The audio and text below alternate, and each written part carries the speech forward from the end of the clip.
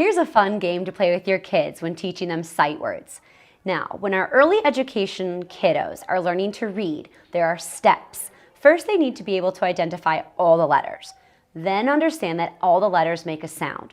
When they can manipulate those sounds and put them together, they can read CVC words or consonant, vowel, consonant words by easily just sounding them out. Sight words are a whole nother avenue. These are words that have to simply be memorized. Now, I'll start with one that I teach right away. All the kids know this is letter A. A can say A can say ah, A can say but A is also a word. It's the word or it's the word A. It just depends on what part of the country you're from and how you're taught to read that word. So I teach them that this is the word A or it's also the letter A. So A has a lot of jobs, a word and a letter at the same time.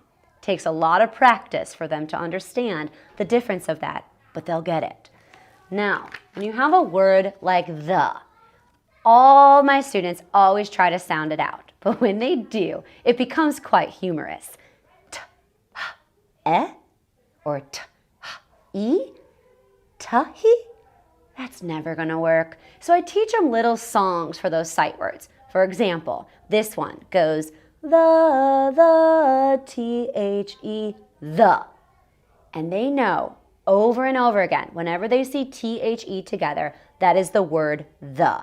Sight word practice can be drill and kill. Flashcards, over and over again. Memorize it. Sight words. We use them all the time. We speak them, we read them, we write them. Now, here's a little game I play to help them to read those words over and over again. I have a simple dice. You can use any kind. My goodness, you could even use a rock and draw the dots on the rock. All they need to do is roll the dice, and I have a form. On my form, there are columns. And then in each of those columns are sight words. Of course, you can change and manipulate this sheet to whichever sight words you're working on. Let's say the student rolls 5. Side note, when they have something to play with, like a manipulative, it makes the game that much more fun. And it's throwing in a little bit of math. So we have 5. They find the number 5. They must read this whole row. So they put their pointer finger on and they read each word.